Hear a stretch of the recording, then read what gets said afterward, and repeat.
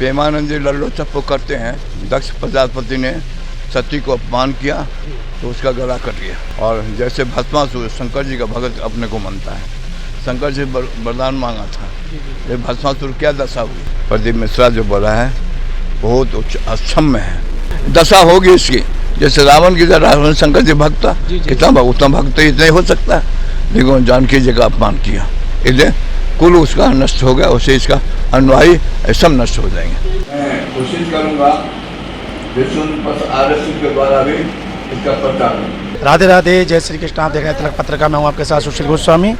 जो इस वक्त राधा जी को लेकर जो टिप्पणी प्रदीप मिश्रा द्वारा की गई है, उसको लेकर ब्रज के साधु संतों में भारी आक्रोश है और वो उसकी निंदा कर रहे हैं, खंडन कर रहे हैं, वहीं मांग कर रहे हैं कि वो ब्रज आएँ और आके क्षमा मांग। मेरे साथ वृंदावन के वयोवृद्ध संत चतुर संप्रदाय के उपाध्यक्ष फूलडोल दास बाबा हैं, जो कि जिनको कई दशक ब्रज में हो गए भगवान के यहाँ आराधना करते हुए। बाबा, इस पूरे प्रसंग को लेकर क्या कहना है आपका?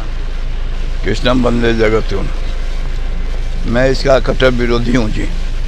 राधा रानी के विषय में, ब्रजमंडल के विषय, कथाकारकों के विषय में जो कहा गया है, प्रदीप मिश्रा जो बोला है बहुत अक्षम्य है।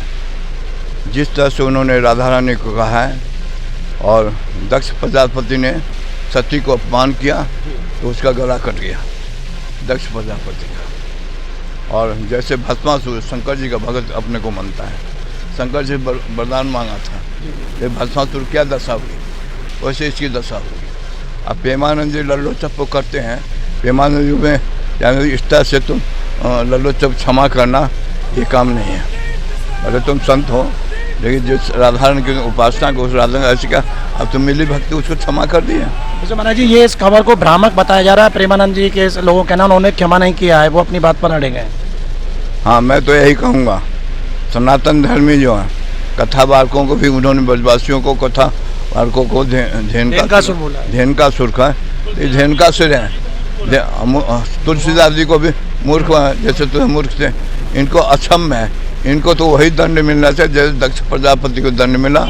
और जैसे शंकर जी के भगत थे, क्या हो ना, भस्मासुर, वही दंड। शंकर जी का भगत जैसे रावण था, कंस था, रावण ने मातृशक्ति का अपमान किया, जानकी जी हर गए।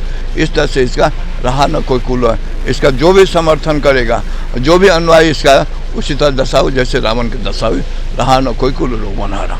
मैं तो साधुओं को माला देख कहता हूँ, ये कर रहा हूँ। पूर्ण बहिष्कार होना चाहिए, पूर्ण बहिष्कार।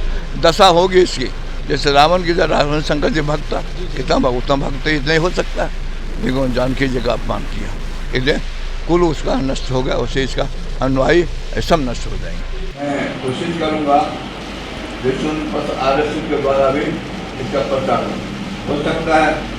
मुख्यमंत्री आएंगे, जन्माष्टमी आते हैं, मुख्यमंत्री से हमें अच्छा प्रधानमंत्री से कहूँ, मुख्यमंत्री से मिले राष्ट्रीय स्तर पर।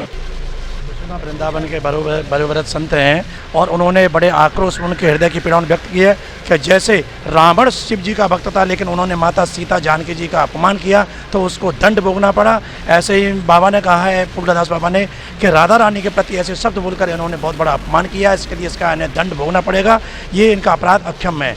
तिलक पत्रिका के लिए अपने साथी कैमरा पर्सन रिंकू वर्मा के साथ वृंदावन से मैं सुशील गोस्वामी।